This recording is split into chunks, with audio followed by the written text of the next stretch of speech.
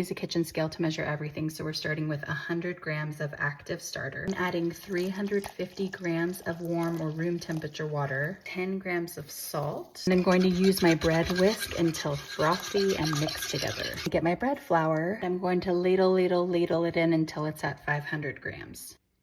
Time to mix it until it's shaggy.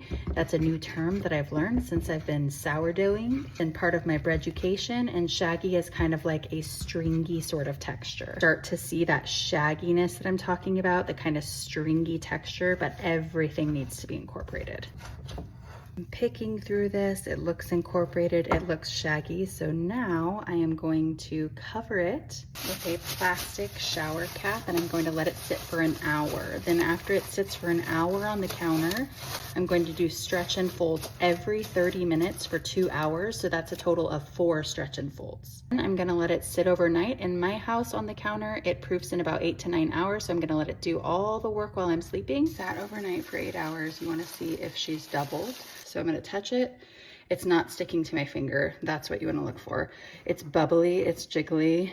Ooh, see that bubble? Ooh. And it peels away from the sides without sticking. Okay, so now I'm gonna dust the counter with my little fairy wand. Mine doesn't fall out as easily as everyone's I see. I'm gonna dust her a little more. I can touch her without sticking. Make the rectangle that you see, that you always see. The trifold is what I'm gonna do. For the trifold, I roll it up. Pinch the sides as I go.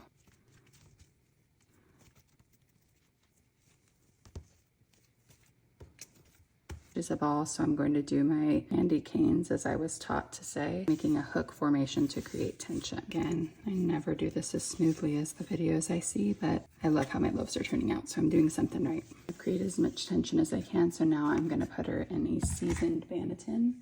Seasoned meaning just has some flour in there from the last bake. Scoop her up and flip her so the naughty side is up, smooth side down. What I do, so I cover her up for like 5 minutes and then I'll come back and tuck her in. I don't know what the actual term is, but I pull up the sides and I'm trying to create as much tension as I possibly can.